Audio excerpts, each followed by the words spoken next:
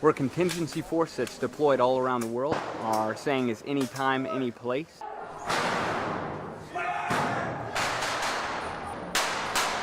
We're sort of like an overseas SWAT team.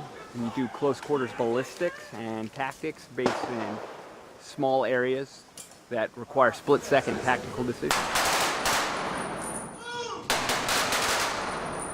Today, these US Marines are showing Australians what they do best. Put your hands behind your back! Put your hands behind your back! This specialised counter-terrorism team based in Japan is practising the quick recapture of a building while taking fire from inside. We practice these particular tactics in the event that there's a kind of a building or a compound that we would have to recapture.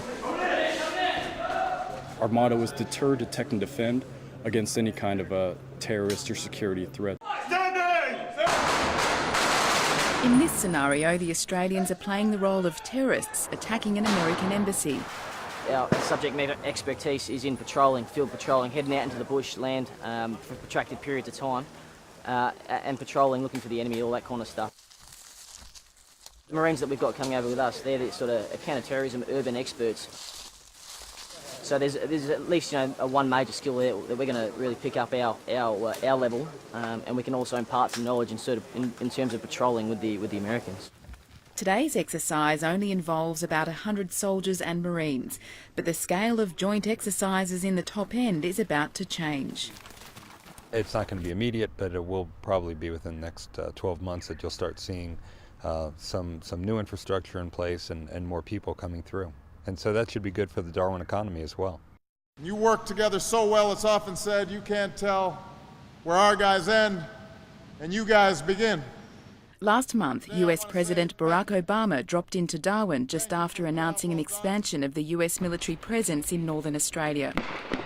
From mid-next year, a starting number of 250 US Marines will rotate through the top end, and there'll be more joint exercises in the region.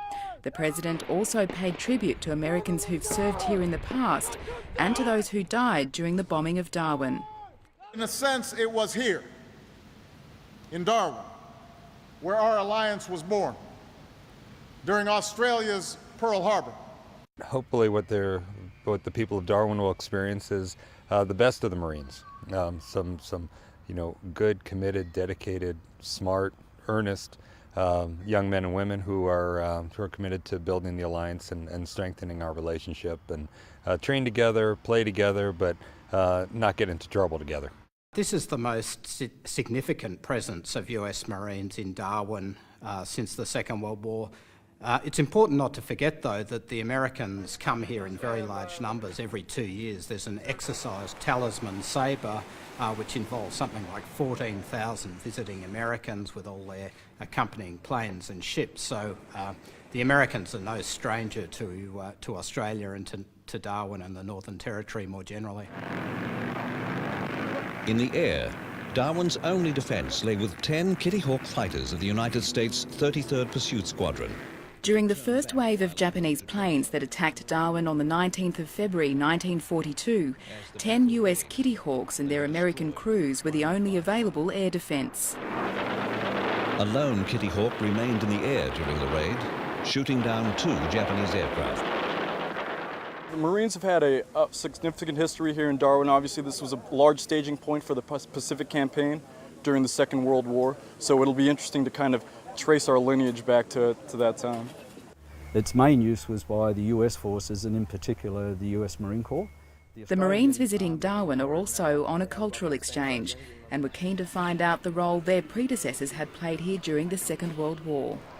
Darwin's always been an important defence centre, and with the Army Presence of the North project, which started in the late 1980s, that was a harbinger of things to come. In recent decades, there's been a growing defence presence in Darwin. 6.5% of the Northern Territory's population is made up of Defence Force members and their families. The resources sector is about 25% of local domestic product, but it only employs about 5% of the population. Defence and public sector spending, that's employing 10-11% of the population. You guys cut off his claws and stuff? The number of US Marines rotating through the territory will be small compared to US bases overseas, but business is still hoping for economic benefits. If the personnel are given some time to unwind before they reposition themselves somewhere else, they spend money, they go to the pubs, they go to the clubs, they go on tours, they buy souvenirs. Oh, well, there are always two sides to it, aren't there? Sociologist and former soldier Ben Wadham says while the defence build-up can bring economic benefits, it is not always straightforward. One of the things that we see when soldiers in these sorts of towns come back from deployment, for example, they tend to work hard and play hard. So they engage in a range of activities which civil society might see as antisocial. The major INPEX oil and gas development is another project on the Territory's horizon, which is likely to bring with it an influx of temporary workers to Darwin. The city's mayor is keen to see more details of the defence plan so the city can get prepared. Darwin's set for a very significant period of growth and probably an extended period of growth, and it's really important, I think, that we know what's going to be happening, and so we can put in place any plans that we might need to do or facilitate any other things in the community that need to be put in place.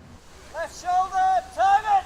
While the detail of the deployment is still being worked out, the economic and social impacts are uncertain. All I'm going to do is I'm going to drop even with him. These Marines say their training here has been invaluable.